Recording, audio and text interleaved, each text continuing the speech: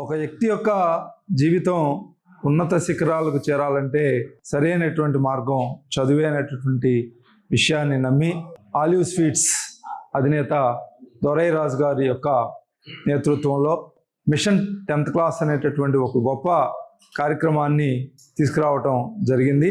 ఉభయ తెలుగు రాష్ట్రాల్లో ఉన్నటువంటి 10వ తరగతికి వచ్చినటువంటి విద్యార్థులు మంచి మార్కులు సంపాదించుకోవడానికి అవసరమైనటువంటి సూచనలు సలహాలు అందించడానికి విషయ నిపుణులైనటువంటి ఉపాధ్యాయుల చేత వారికి సలహాలు సూచనలు అందించడం జరుగుతుంది.